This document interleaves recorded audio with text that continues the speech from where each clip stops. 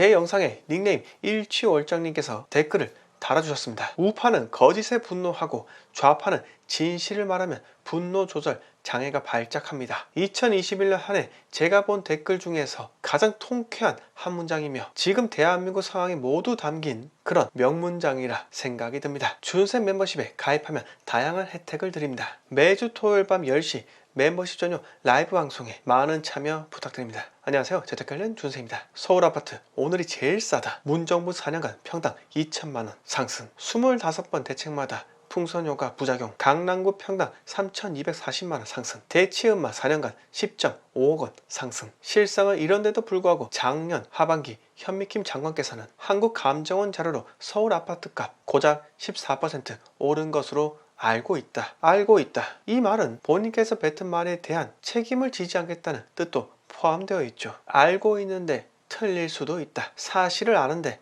틀리게 대답하는 거다. 여기에는 다양한 해석이 존재합니다. 아무튼 14% 올랐다며 그분께서는 국민들을 매우 안심시키려 노력을 하셨습니다. 그러나 국민들의 분노는 여기서 멈추지 않았고 매매가와 전세가 모두 폭등한 결과로 이어지자 그제서야 아파트는 빵이 아니었음을 뒤늦게 깨달았다고 마치 어린 양이 신부님께 찾아가 하는 고해성사처럼 무언가에 대해 뉘우치며 말을 하게 됩니다. 본인은 사퇴하면 그만이지만 이번에 소신대로 집을 샀으면 중산층 대열로 편승할 수 있었을 그 기회비용을 놓친 수많은 서민들은 어떻게 해야 합니까? 그들이 한 거라곤 고작 정부 말 믿고 그때 집을 사지 않았다는 것 뿐인데요. 이제는 이미 집값 오른 것은 물론이고 대출 다 막혀서 사지도 못합니다. 하지만 여러분 걱정하지 마시기 바랍니다. 기회는 다시 오게 되어 있습니다. 그런데 조건이 있다면 저와 같이 노력을 해야 한다는 겁니다. 매일경제에 이런 뉴스가 나왔습니다. 2017년 5월 문재인 정부가 출범한 이후 25번의 부동산 대책을 내놨지만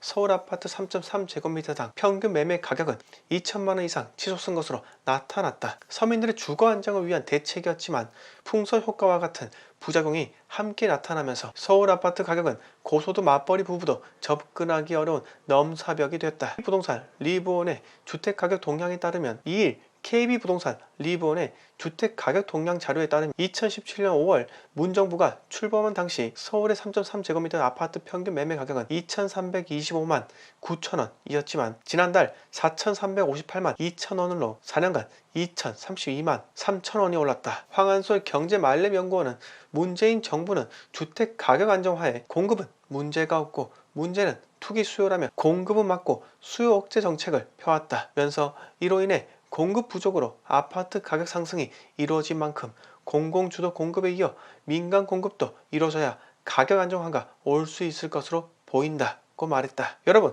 황 연구원께서 언급하신 것이 바로 정확한 진단입니다. 공급은 민간에서 하되 신속 정확하게 이루어졌어야 했던 것이죠. 빈 땅의 아파트를 짓기 시작해도 최소 2년이 걸리는데 2년이라는 세월은 군복무하는 기간보다 더 깁니다. 2017년부터 부지 확보하기 시작해서 적어도 임기 3, 4년 차부터 짓기 시작하는 모습을 보여만 줬어도 지금 이 상황까지는 오지 않았을 겁니다. 공급에 상당한 시간이 걸린다는 점을 인지하고 있었을 텐데 그렇다면 시간을 벌기 위해서라도 양도세 파격 인하를 통해 시중에 거래량이 증가하도록 규제 완화하는 것이 맞았겠죠. 하지만 1주택자라도 집 가진 자는 모두 처벌해야 한다 라는 그 확고한 신념 때문에 취득, 보유, 양도 모두 규제를 강화하게 되었고 그 결과 집값은 흔들림 없이 상승하게 됩니다. 여러분 대구를 한번 보세요. 향후 3년간 공급될 입주 물량이 7만 7천 세대로 전체 세대수 대비 12.5% 증가하게 됩니다. 작년 6월부터로 돌리면